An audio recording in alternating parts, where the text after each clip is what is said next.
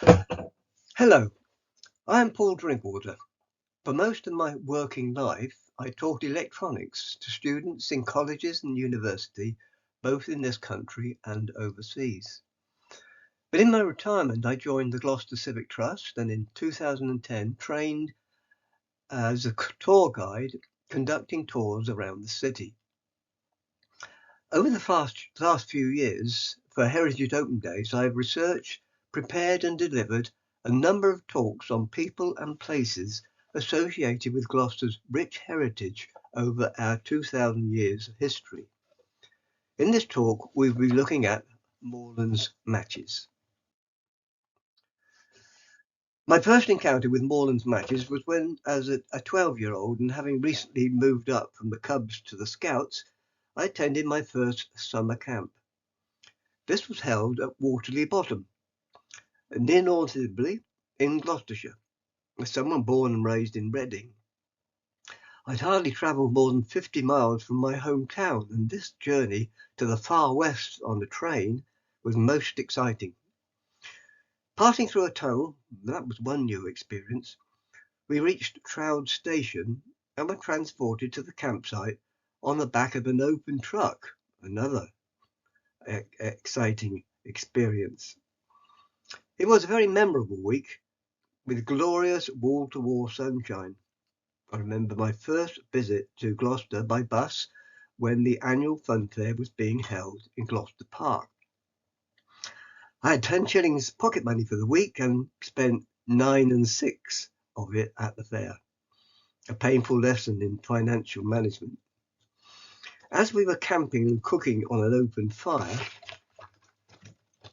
we needed matches, which had been bought locally in the form of a colourful box labelled England's Glory, with a picture of a ship on the front and a joke on the back. During the week, we used a lot of matches and collected several boxes with different jokes, which kept us lads amused. My last encounter with Morlands was in the 1980s. In 1973, we'd moved to Gloucester to teach at the college in Cheltenham with my wife and 3 children. As the children grew, we were looking for a larger house with more space for the growing family. And we found a very nice Edwardian house in Barnwood Road where Sam Moreland was living. As we shall see later, Sam Moreland was the last of the Morland family to run the business as managing director. We placed an offer on the house, which was accepted. Unfortunately, it was after the drought damaged the property due to the shrinkage. Unfortunately, it was after the severe drought of 1975 and the building society from whom we were seeking a mortgage, having been caught with many claims for drought damage to property due to shrinkage, was very careful to inspect the foundations of the house. Unfortunately, it failed their examination, so disappointedly, we were turned down for a mortgage. Sam Morland was also very disappointed as he thought he had made a sale. The house was later bought and is now vastly extended as the Avalon Nursing Home. I joined the Gloucester Civic Trust shortly after returning to Gloucester in 2007, as I'd already mentioned. This year, prompted by those early memories, I decided to research Morlands in preparation for this talk. At the end of the 19th century, there were several match manufacturers in Gloucester, but by 1980, Morlands was the sole survivor. I want then to tell you the story of how this family-run business became so successful for over a century. We look at it under 3 M's: matches, the Morland family, and manufacture. So first, let's look at the history of matches. Fire has been an important asset in mankind's development. It is said that fire is a comfortable companion, but a fearsome foe. Useful for cooking food and keeping warm, but dangerous in uncontrolled burning of bush and buildings. Early humans would have witnessed the destructiveness of fires when started by lightning strikes, but learned to use it when brought under careful control. Using fire to cook food made it more palatable. Fires starting naturally could be kept alive, but the ability to start fires was an early invention in the Stone Age. Sparks from striking flints or iron pyrites, if brought into close contact with flammable material, could start fires. Drilling with bone or wood to create sufficient heat to set material alight came later in history. There is archaeological evidence that bow drills were used from 2000 BC. These methods, with increasing sophistication, were used for thousands of years. In 1366, it is recorded that the Chinese used fire-inch sticks, which were small pieces of wood coated on the end with sulphur, which, when held in a fire, would burst into flame and light the stick. But this was no more than just a taper transferring the fire from one place to another. The invention of self-lighting matches came after centuries of these more time-consuming methods.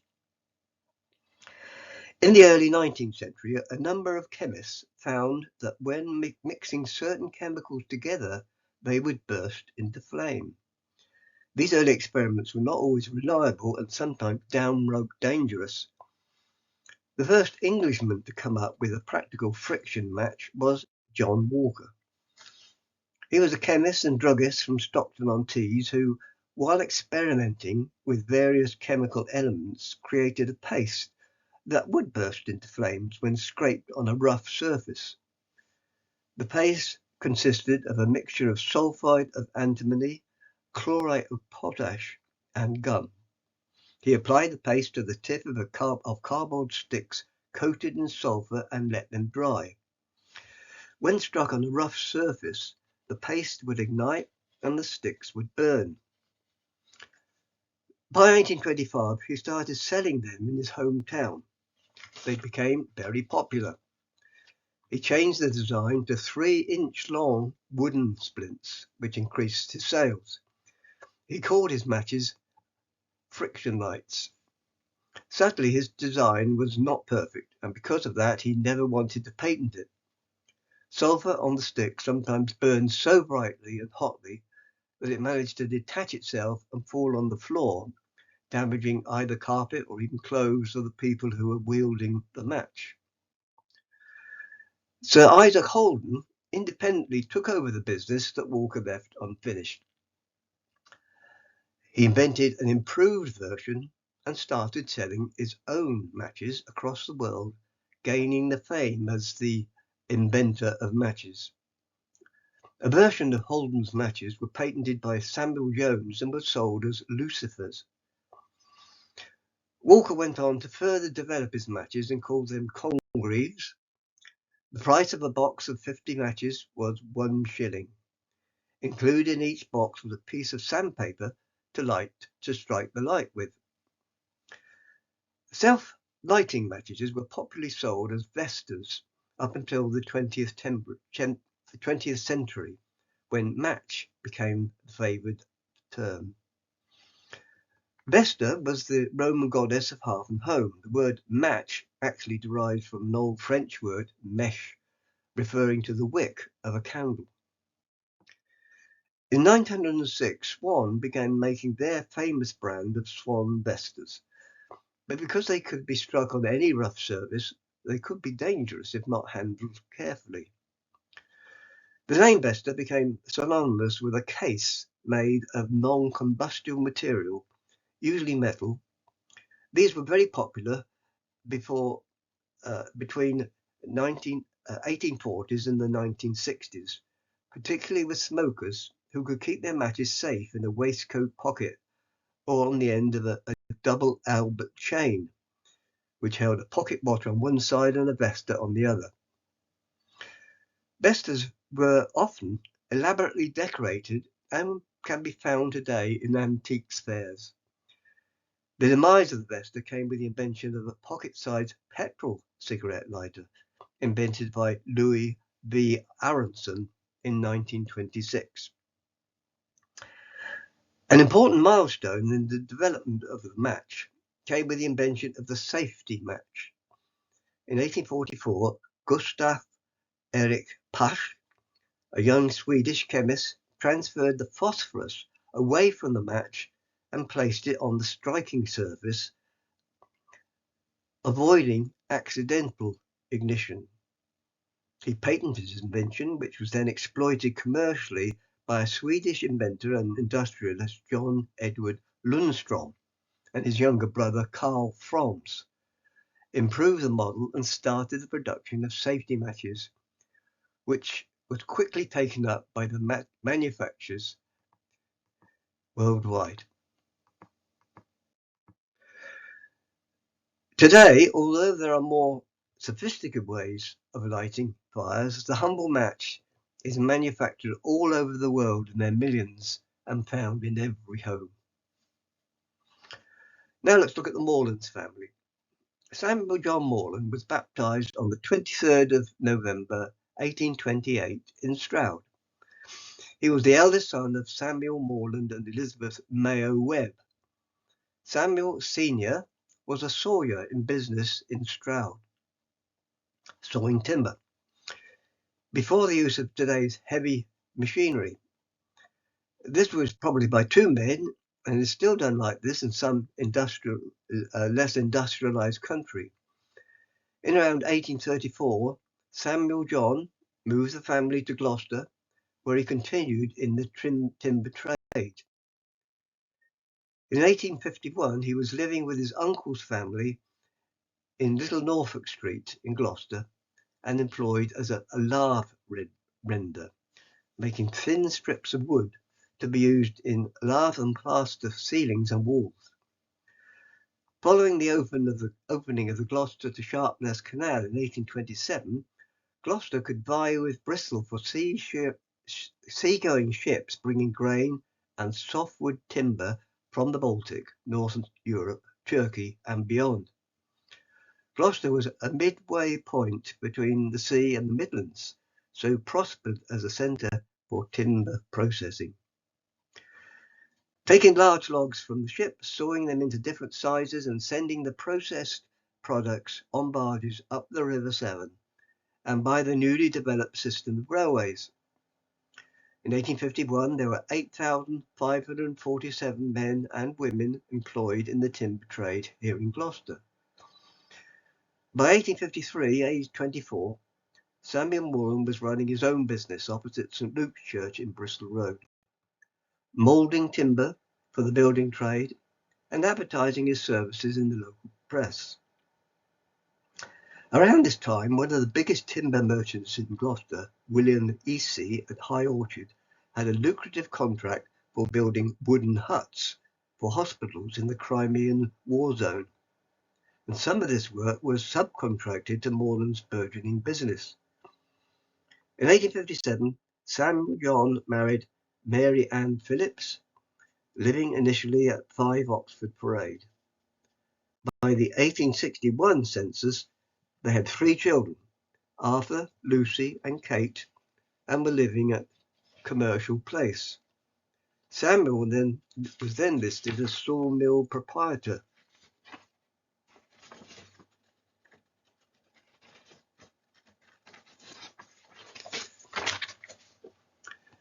By the 1871 census, they had 4 children, Ellen, Harry, Philip, and Ellen, another Ellen. As Arthur, Lucy, and Kate are not listed, they probably died in childhood, a common occurrence, of course, in Victorian England. This would have been a sad period for the Morland family. However, business prospered, and in the 1891 census, Samuel was now listed as a manufacturer. There was a further child, Ella, but sadly, Samuel was now a widower, as his wife, Mary Ann, had died in 1878.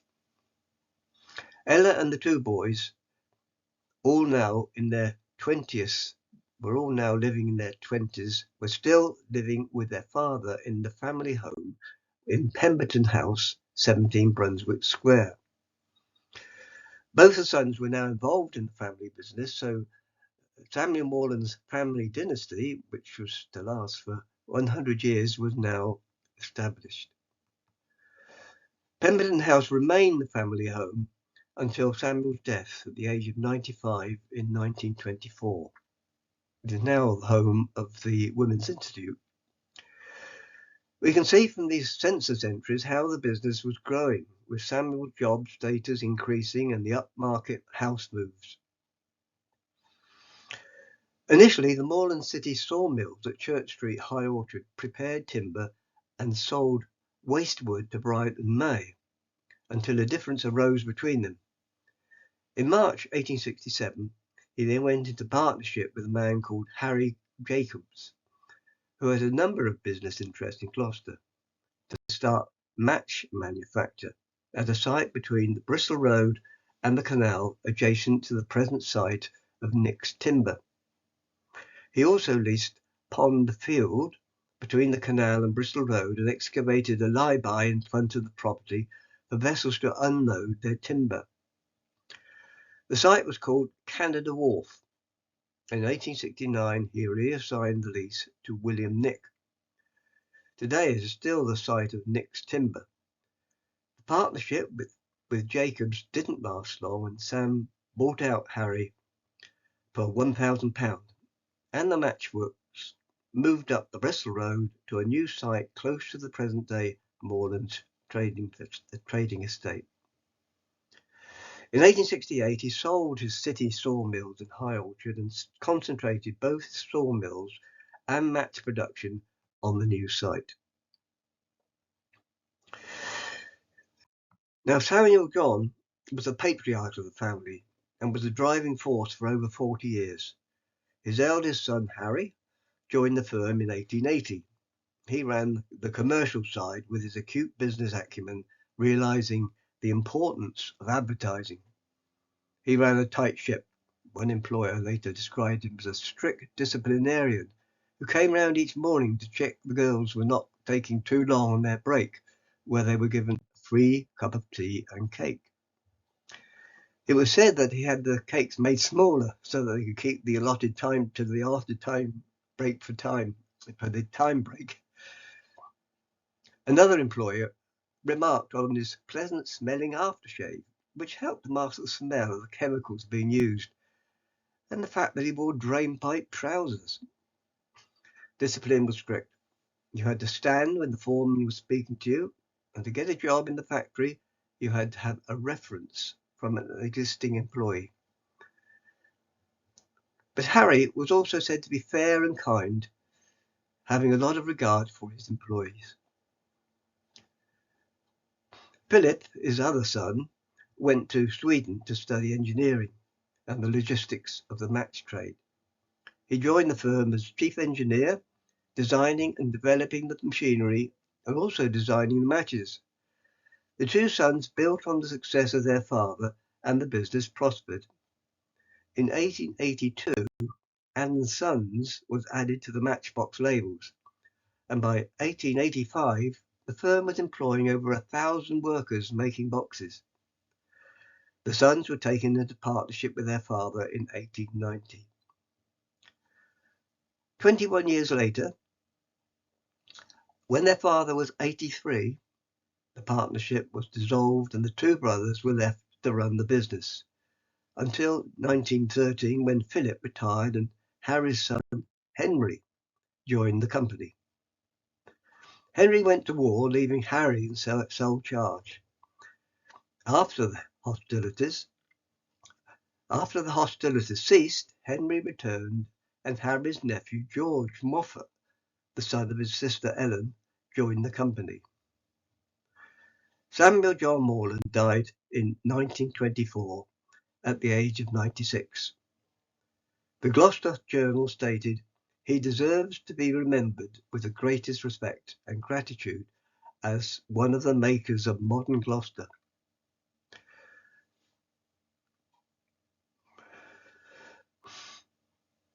Mr. Morland is the last of a band of contemporaries to whose memory the citizens can never be sufficiently grateful. It was Harry's turn now to dominate the company with help from his son and nephew in a post-war expansion, fighting off cheap foreign competition with greater efficiencies.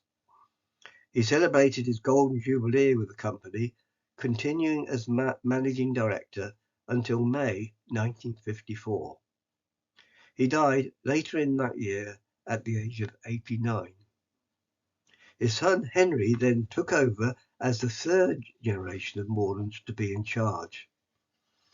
He said of his father, "I doubt whether anyone at any time in our industry, in any part of the world, has devoted himself with such singleness of purpose, or with greater determination and ability." On with Philip's watch, a major reorganization of the layout of the manufacturing departments put in hand to great advantage, and a wide range of measures introduced in connection with the welfare and working conditions of the employees.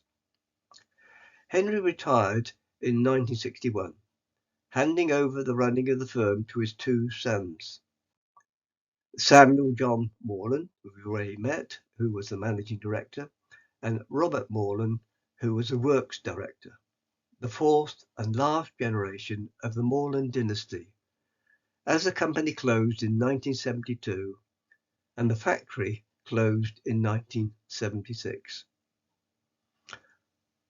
I will henceforth refer to this Samuel John as Sam to avoid confusion with his great-grandfather. S.J. Morland Sr. had two surviving daughters, Ellen and Ella. Ella never married and lived in Pemberton House until her death, aged 76. While the Morland family were the core of the business, as the management, they were very respectful and indeed generous to the family of workers they controlled.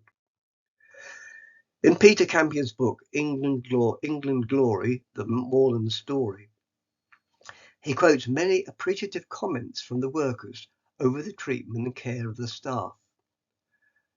Back in the 1880s, Samuel John Morland purchased 6 houses in Phillip Terrace and 26 in Phillip Street, and in many more were purchased over several decades for the housing of his employees. Staff were encouraged to put forward ideas for improvement.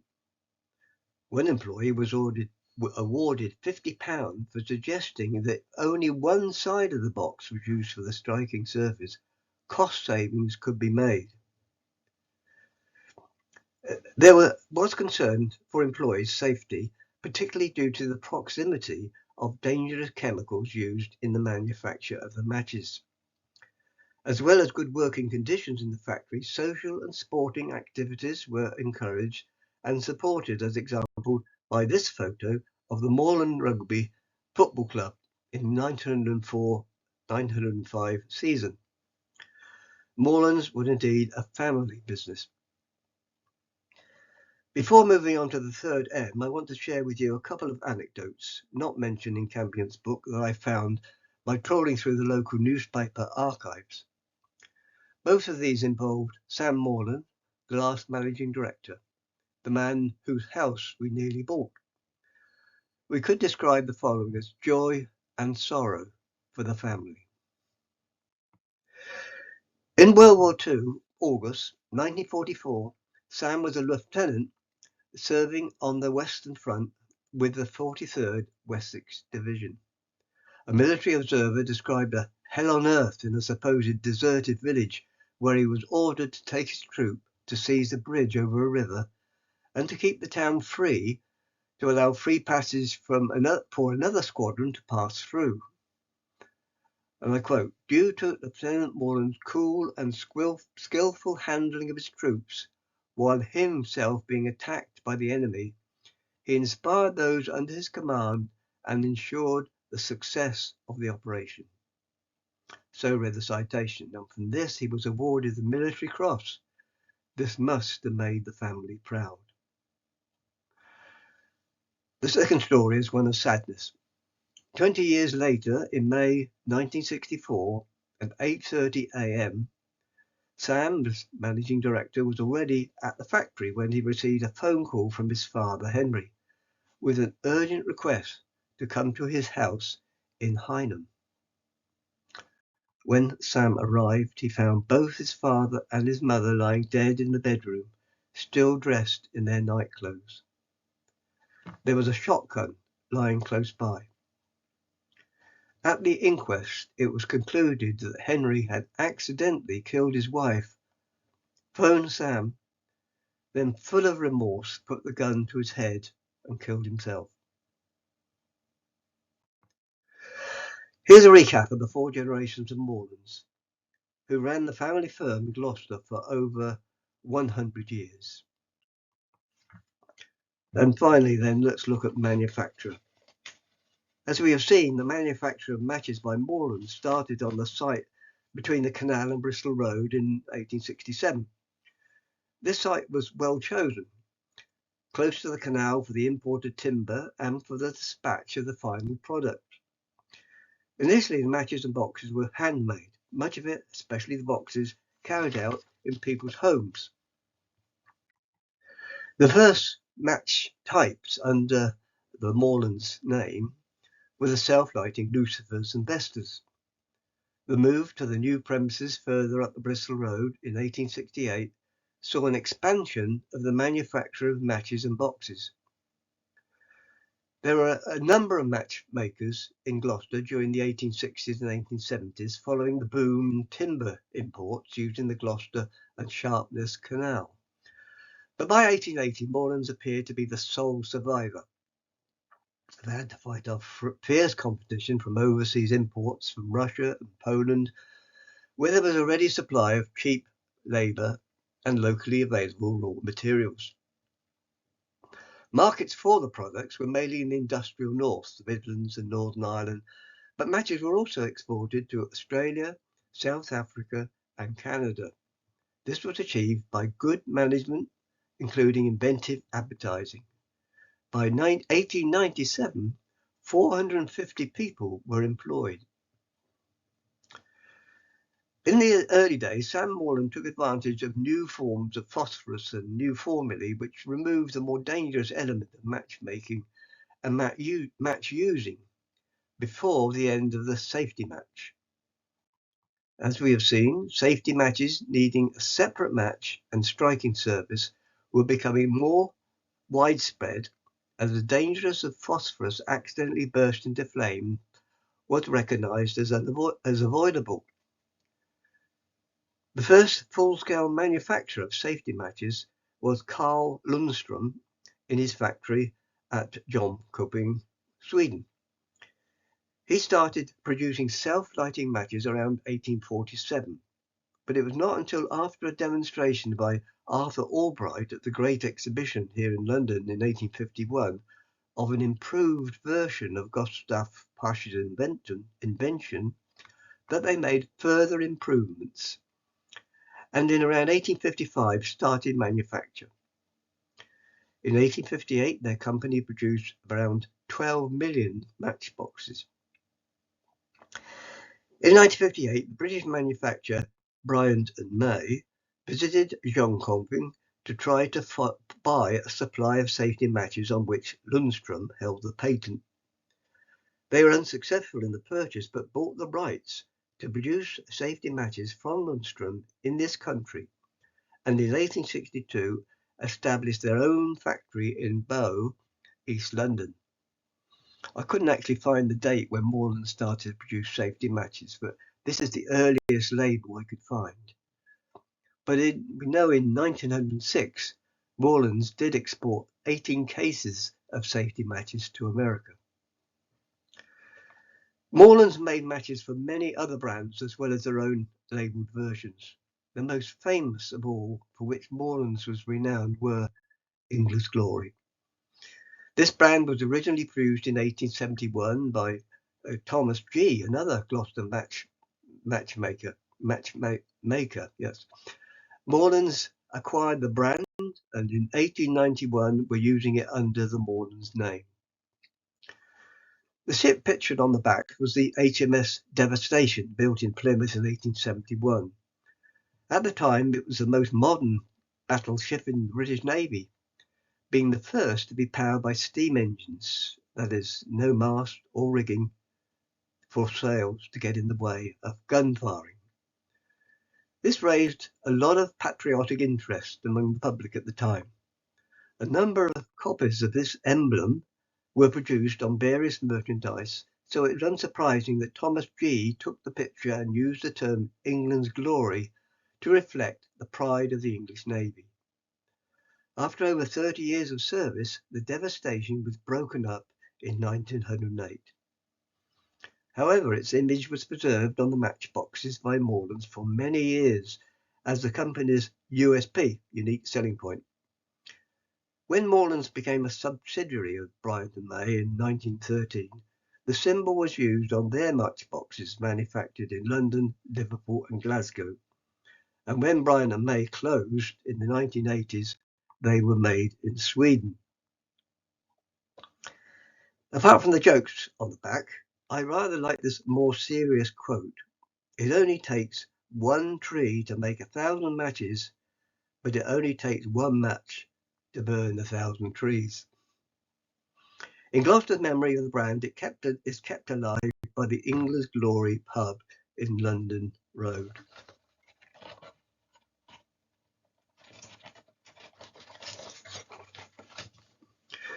Now, what about the factory? Well, good management of the Morland family kept up with competition from 10 other manufacturers in this country and overseas. Initially, the process was very labour intensive. At one time, 1,000 workers were employed, but mechanisation gradually increased production with less human intervention. In 1904, one machine could turn sheets of wood into splints at the rate of 12 million in 1 hour. Another machine could produce 700 boxes per hour.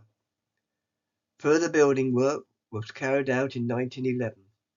Not sure when this aerial photo was taken, possibly the 1920s, but it shows the factory expansion. In 1912, more buildings were constructed and the first continuous matchmaking machinery was installed. In 1913, Moreland became a limited liability company and joined the Matchmakers Association, a consortium of a number of other similar companies for their mutual protection. They also became a subsidiary of Bryant and May, but the Morland family continued to manage the business under the capable hands of Samuel John's son, Harry, and Philip, and later Henry's son, Henry. The business continued to expand with the introduction of new building work and new automatic machinery. This meant that the labour work was reduced, and in 1919, at the end of World War I, was reduced from 450 to 350. The matchboxing department was the biggest in 1927. Here, Harry Morland is keeping a watchful eye over his operatives. Here are a few pictures of the factory operations in the heyday of the company around 1927. Making the matches, mixing the composition, chemicals for the match heads. This was carried out in the chemical department to a precise constituency. Cutting the stalks, cut lengths of wood were fed into the machine which transferred the timber into matchsticks. Each machine could produce 70,000 per minute. They were then carried through hot paraffin wax to make the sticks burn well. The sticks then had their ends dipped into the chemical mixture to form heads and finally dropped into ready-made boxes at the end of the machine. Box making. The inner boxes and outer boxes were made separately. Inner boxes, a battery of high-speed machines making inner boxes from reels of cardboard which were then delivered to the matchmaking machines. Outer boxes. This bar machine could produce nearly 1,000 outer boxes per minute. Label printing, a machine for printing the labels. Wrapping and dispatching the completed and filled boxes. Boxing up, automatically wrapped gross packets being filled into 8 gross cartons prior to dispatch to the warehouse.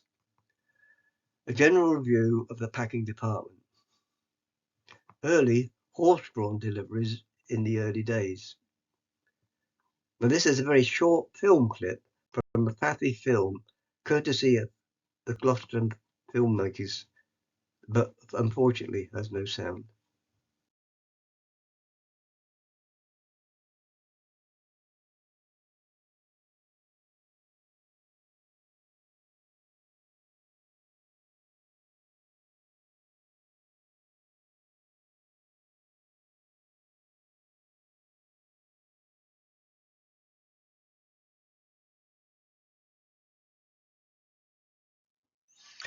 Final days. After Harry's death in 1956, Henry became the chairman and Sam and Robert were the directors.